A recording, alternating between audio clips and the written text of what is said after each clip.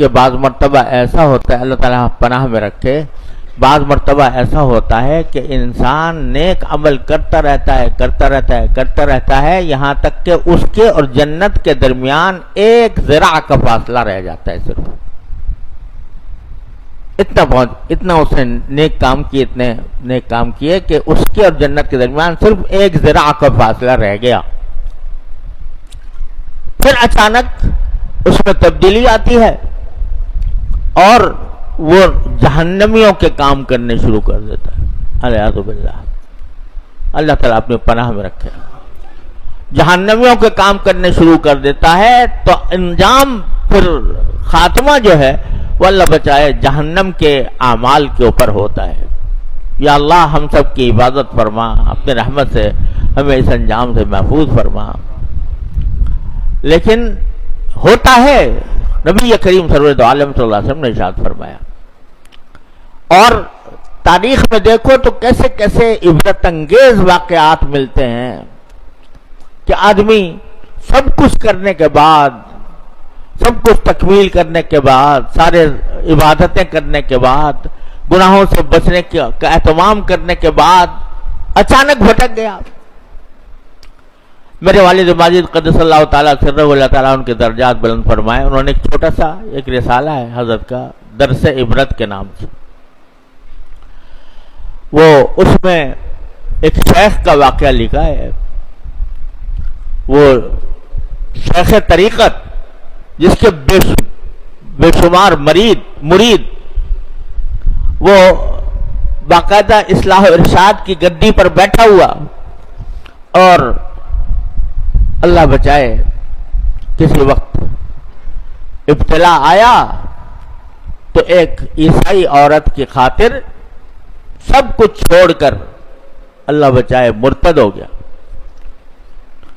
اور مرتد ہو کر سور چرانے کے اوپر لگ گیا اس عورت کی وجہ سے. وہ تو اللہ تعالیٰ کا کرم تھا کہ کچھ نیک بندے اس کی حلقہ ارادت میں تھے، انہوں نے یہ حالت دیکھی تو دعائیں کی، اللہ تعالیٰ سے روئے، گڑ گڑائے، تو پھر اللہ نے واپس کر دیا. لیکن ایک شیخ طریقت بھی کس طرح غلط راستے پر پڑ سکتا ہے، اس کا بڑا عبرت والا واقعہ حضرت والا نے ذکر کیا ہے درس عبرت میں. تو یہ محض ایک مفروضہ نہیں ہے، واقعات بھی ہیں کہ آدمی کا دل بدل جاتا ہے، دل میں ٹیڑھ پیدا ہو جاتی ہے عمل کی راستے میں.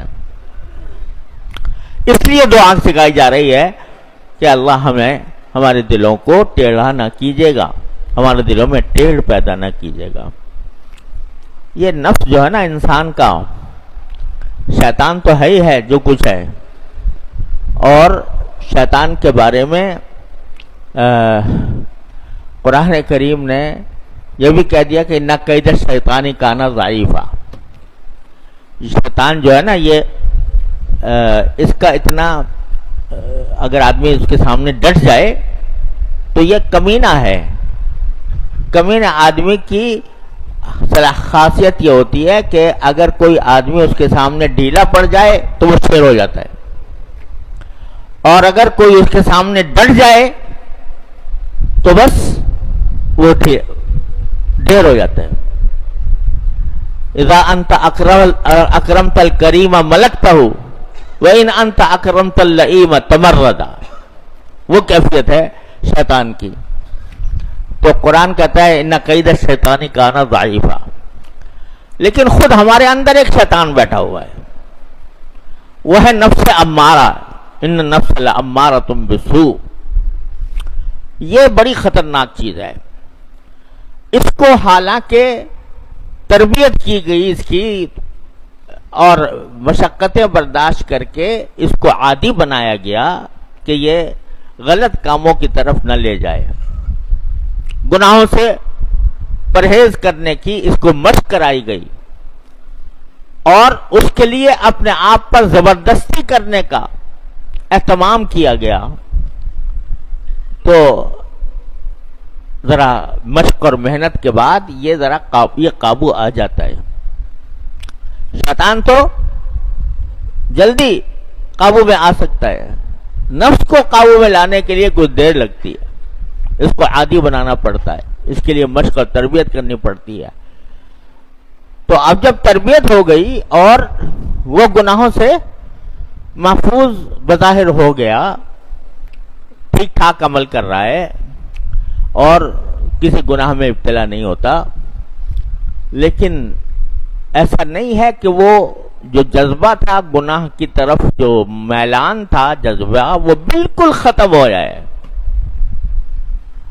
वो फिर भी थोड़ा थोड़ा बाकी रहता है, और जरा उसको गफलत मिले तो उसमें वो फिर अचानक कोई फितना खड़ा कर देता है।